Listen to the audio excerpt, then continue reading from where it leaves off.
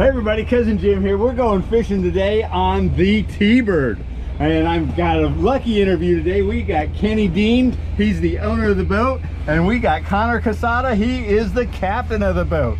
So my first question for everybody out there, when the owner's on the boat and the captain's on the boat, who's in charge? I say the owner. The captain. Yeah, that's one of those things that we've always wondered. We know from all the movies and everything, the captain's in charge. Captain's in charge. But when the owner's on the boat, he might want things a certain way, so it could happen. So anyways, what are we gonna do today, Connor? So start off at San Clemente Island, hopefully some yellowtail, and then move away from the island, head offshore, look for kelps. If we're lucky, maybe some tuna, as well as some yellowtail, dorado on kelps, and pretty much finish the rest of the day offshore. Okay. So. Have you been running this route in the last week or two? We have, yeah. It's kind of the same game plan as we've been doing. It's been, you know, up and down on the fish.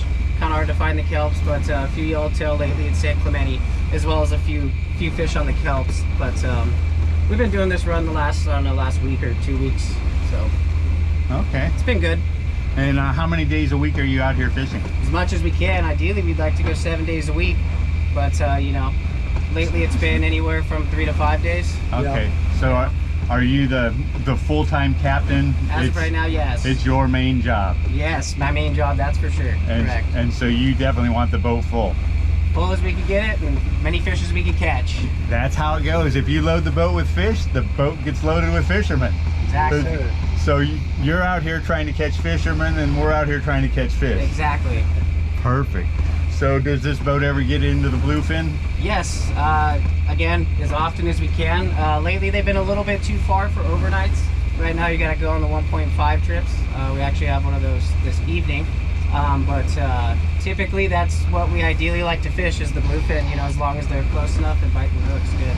We try to, you know, catch the most plentiful fish that's for everyone. Yep, exactly. So you're out here doing it every day, doing the turn and burn tonight. Turn and burn. How about you, Kenny? How often are you on your boat here?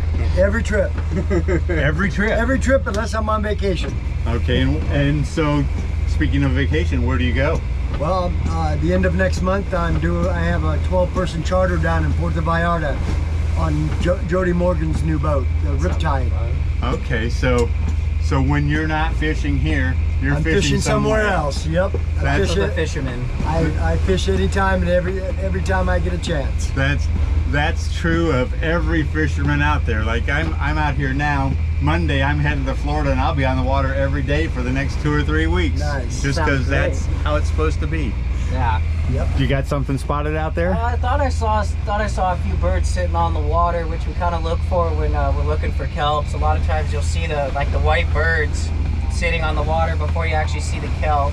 Thought I saw a few white birds way up in the distance. So trusty binoculars here. We also got a few guys up on top of the roof that have the really nice expensive gyros you can see for miles, stabilizers. So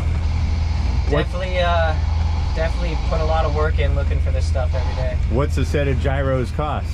I mean, you could get a pair for like $1,000, but you could get real crazy with them all the way upwards of $10,000 for like a really nice pair of stabilized binoculars. So it kind of just depends on how much money you really want to pour into it. Yeah, but these boats just about have to have a pair on board. You have to have at least one, ideally two, because that makes the difference. Seeing a kelp or not seeing a kelp. Exactly, it's a make or break type of thing. So you got to that's an everyday tool. Yeah. So when you're looking off in the distance for those kelps, do you ever just run by a close one that never got seen? Absolutely. That's why I told them every trip. We tell people, you know, sometimes we do miss them because we're looking. Did you see that white thing, so whatever far. That is? Yeah, that little piece of like trash. A can or something. Yeah. But every now and then they'll kind of sneak up on us because we're looking so far. And that's why I tell the people, you know, sometimes we miss the ones that are kind of like really close. You know, oh God, we've got a whale or something jumping up here. That's cool. Way up there, but yeah. Maybe there's some tuna under it. I hope so. I'm gonna troll past it. There's a whale. Yeah. All sorts of life. Yeah. So we've seen a lot of life. Last night there was a lot of life in the water. Indeed. With the flying fish and the squid and flying fish, squid, sea lions. Today we've seen a bunch of sunfish. We saw a marlin. A few kelps. Yeah. So we're gonna find them. Oh, it's quite all right. That's Les down here. He does a lot of boat work in the wintertime.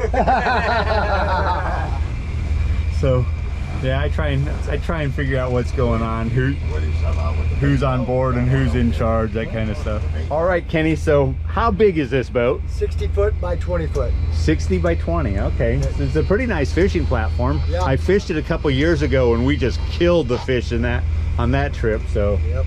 So it's a good boat, and it can put fish on deck, that's for sure. This boat came from I bought it 6 years ago out of Newport Beach, because they bought a bigger boat. Okay. And, it had a really good reputation, and I'm just trying to keep that reputation going. That's a whale, right? Okay, so Smokey down there, one of the deckhands, spots something. He's pointing off there at about 11 o'clock.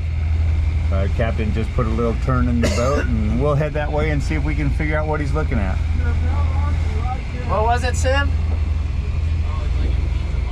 No. Something was jumping. I thought you said you... Never mind. Oh, well. So... Everyone sees something different. Yeah. There's another board in the water right there or something. Okay.